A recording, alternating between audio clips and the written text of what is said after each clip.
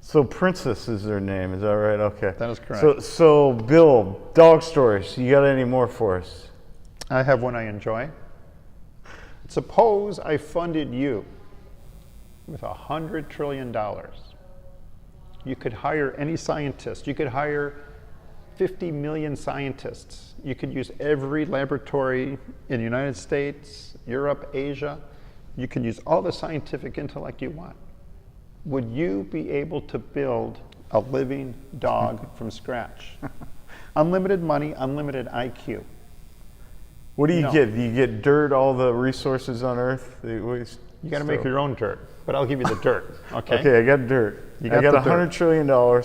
Make a dog. Can I clone a dog? Can I use No. an existing dog? No. From scratch. I got to build the skeletal structure, the nervous system, the hair, the membrane to keep it all in there. Every hair, every function. How about we start with a bone? Make a paw. Something smaller, a robot dog. We can build a robot dog. You got to make one like this. A functional dog that stretches. Look at the muscles on this thing too. Okay, robot dogs. Let's start there.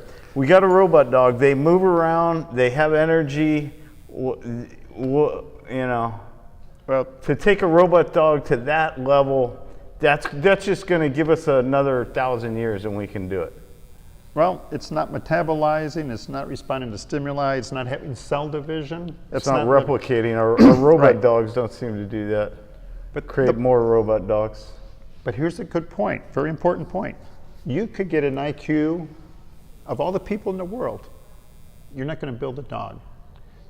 Yet atheists think dogs are a result of nature, time, chance, and mutation.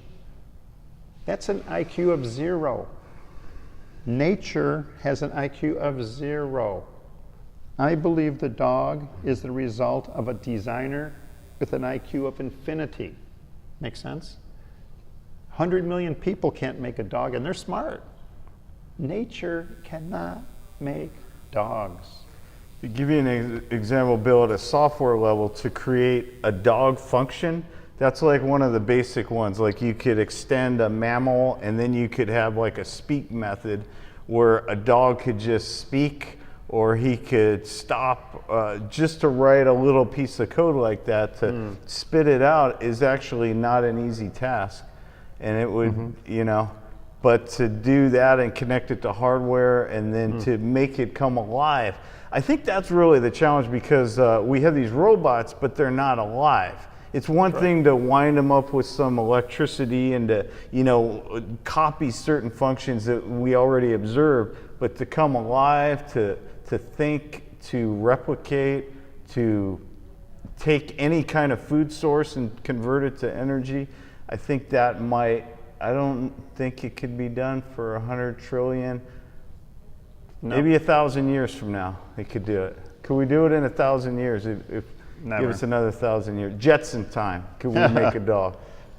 Well, living organisms like this dog, every cell does at least 100,000 chemical reactions per second. The cell is more complex. The cell right here on her little muscle right here is more complex than any nation in the country. It's a system within a system. And this is a good point. God doesn't make things. Ooh, blasphemer, right? God makes systems. This dog is a system. Her circulatory system is a system. That means made up of many components. Her heart is a system. The tissue that makes her heart is a system. The cells that make the heart are a system. The molecules are a system. The atoms are a system. She lives in an ecosystem in a solar system. Evolution is a step-by-step process. You can't get a system by a step-by-step process. What evolved first?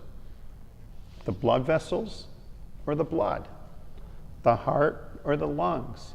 The nervous system or the respiratory system? You see, all these systems are working together. The sequence had to be arranged in a certain way, and they all had to be there at the same instant in time, correct? Systems like this dog have to occur instantly. You can't get there by a step-by-step process.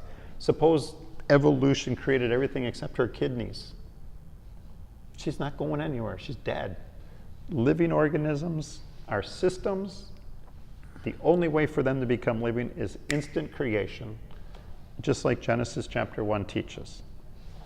You're a good argument for design. Yes. And then isn't it true that they say your cells are replaced every 7 years?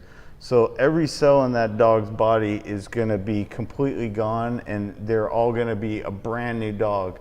In some, the 100 billion cells that compose the dog are going to be a whole new dog in 7 years. I like to see you do that with a robot. Exactly. Self-correcting errors in the DNA. And sadly, the older you get, the less efficient they are. A cool thing to look... We're aware of that, right, Bill? Crossing those decade thresholds, 20, 30, 40, 50. Feeling that I'm one. almost 60. A cool thing to look up, most people don't know about these. Your bones, right now, your bones are having acid dropped onto them. Sounds morbid. You have what's called osteoclasts. These are little cells that drop acid on your bone and it dissolves your bone. That sounds like bad news, right? The osteoclasts are followed by cells called osteoblasts that give you new bone. It's like you're tearing up an old street but paving a new street. Unbelievable complexity by a great God. So if evolution is true, what evolved first? Osteoclasts that drop acid and dissolve bone? Or osteoblasts that leave new bone? It's symbiotic. They need each other.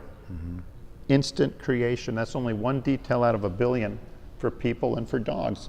She's got osteoclasts and osteoblasts.